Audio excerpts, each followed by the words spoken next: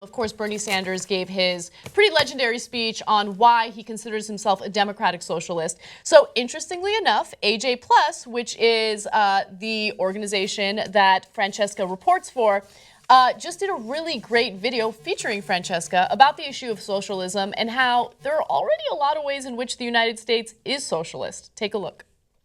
Americans work like socialists. You know those 2 days a week where your boss can't berate you? What are they called?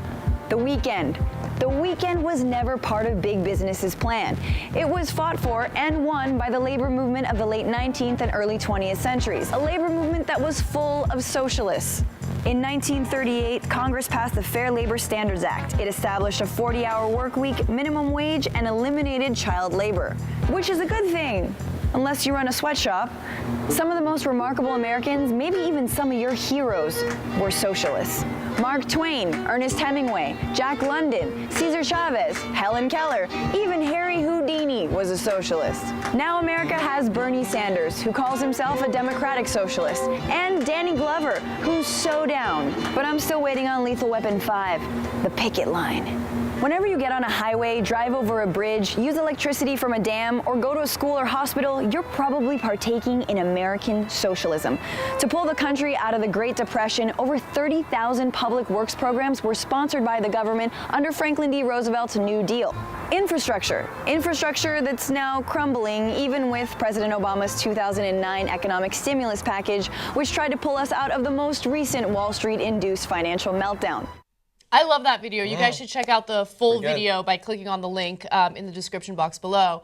But I love that you guys put that together because socialism has become a huge dirty word in the United States because the media is dominated by corporations and corporations don't want any type of socialist policies. They want to privatize everything because they stand to profit off of that. Yeah. So what was the reception to that video? I'm really curious. It was huge because I think actually socialist values are, and it's really values, are gaining traction. One of the clips that we show is like 43% of 18-year-olds think that socialism is okay. And it's like, wow, yeah, that is pretty big. Yeah. That more and more young folks are actually seeing socialist values as values that they think are good. And, you know, dispelling this idea that it is, you know, that we can't critique capitalism. That capitalism actually, that capitalist values maybe running counter to human values.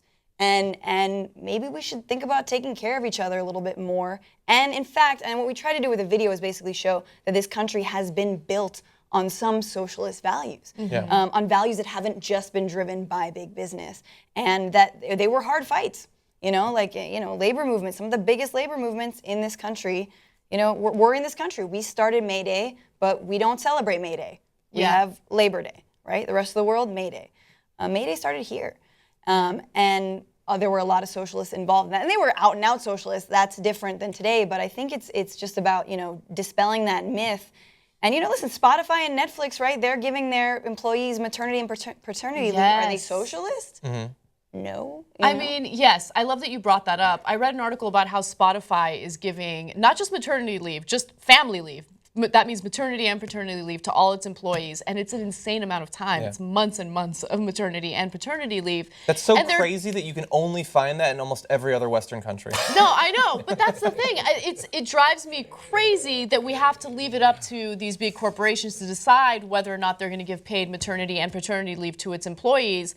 I mean, at the same time, you have Republicans saying, no, you can't do that. You don't want those types of regulations. And then you'll have Marco Rubio arguing about how family is the most important thing when it comes to fixing our economy. Well, first of all, the family is not the most important thing in terms of fixing our economy. And second of all, if you care about family so much, if family values is usually the platform that Republicans run on, then do something to support families and encourage people to have kids. Like, I don't want to have kids because I don't want to take months off of work, right? And I don't want to put my job in jeopardy. And I work at a very stable place where I know I can have a kid and come back and I don't need to worry about job security. Vast majority of people out there don't have that job security. And it's a scary thing to have to cope with. The other thing, I don't know if you guys talked about this, but was corporate socialism, right? The amount of corporate welfare in this country that doesn't, you know, no one talks about that. You're not going to hear any GOP member talk about, you know, the amount of handouts that we give something like $68 billion since 2000, you know, mostly to energy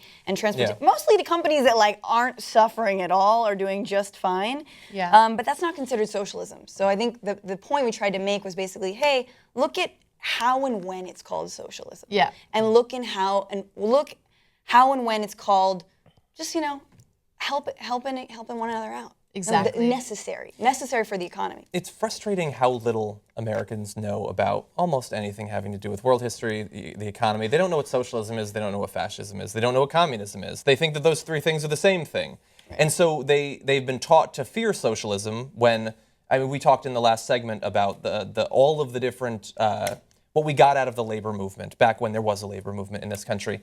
And they love all of those things. They want more of those things. We talk about like, setting up more oil wells, like drill baby drill all that. Like that's our oil, it should be ours. Like that's implicitly saying that you think these resources should just go to the people. Yes. But that's not actually how it works. But so they have these predilections that would actually fit in with a more regulated, a more just and equitable economy. But they think that you have a socialist economy or you have a capitalist economy, when what you have is an economy that is the product of tens of thousands of competing influences. Yes. Some of them more towards a free market, some of them more towards a controlled market, some of them more towards almost a fascistic market where the corporations and the government are working together against the common man. I mean, we have all of those things at the same time, and it shifts every year. It shifts by state.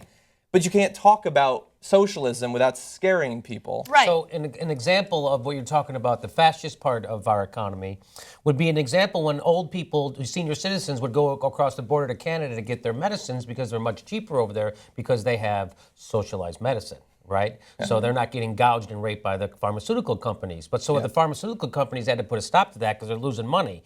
So they got together with the government. They gave the government some bribes. Government passed a law that says it's illegal for you. So instead of what the government's supposed to do is figure out a way to also make those drugs cheap for you in America, they said, fuck you, and you can't go get them, and the corporate, you have to give them all the money. Yes. And that's fascism. That's when the government and the corporations work together to screw over the citizen. That's what's happening. That's happening right now in America. And my friend Hank Thompson said that you want to see how socialism, so people are like, oh, this is how socialism starts with Bernie Sanders in college and all that. That's how socialism starts. And Hank says, you want to see how socialism starts? Start your house on fire.